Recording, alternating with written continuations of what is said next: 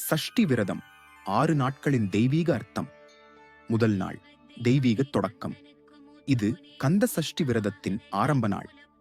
காலை நேரத்தில் ஸ்நானம் செய்து முருகன் ஆலயத்திற்குச் சென்று வழிபாடு செய்வது சிறப்பு.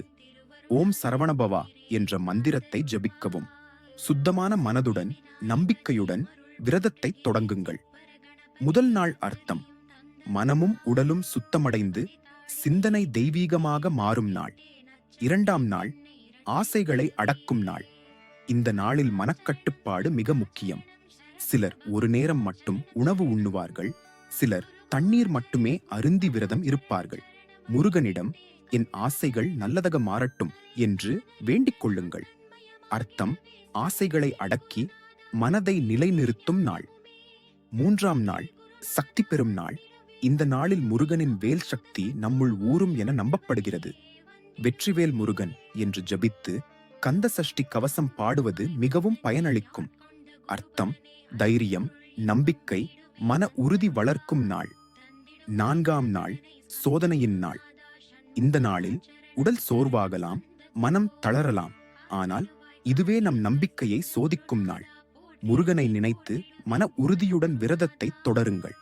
அர்த்தம்: சோதனை மத்தியில் நம்பிக்கை உறுதியாய் நிற்கும் ஆற்றல்.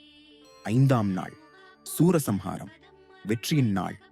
இது கந்த சஷ்டி விரதத்தின் மிக முக்கியமான நாள். முருகன் சூரபத்மனை அழித்து தீமையை வென்ற நாள் இது. முருகன் ஆலயங்களில் இன்று சூரசம்ஹார விழா மிக சிறப்பாக நடைபெறும். அர்த்தம்: நம்முள் இருக்கும் அகங்காரம், கோபம், பேராசை போன்ற தீய சக்திகள் அழியும் நாள்.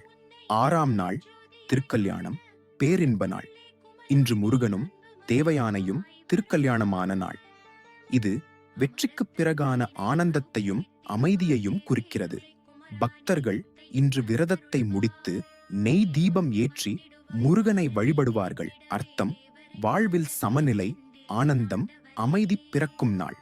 முடிவு: கந்த சஷ்டி விரதம் என்பது ஒரு சாதாரண நோன்பு அல்ல. அது நம்முள் இருக்கும் இருளை வென்று ஒளி அடையும் ஆன்மீக பயணம்.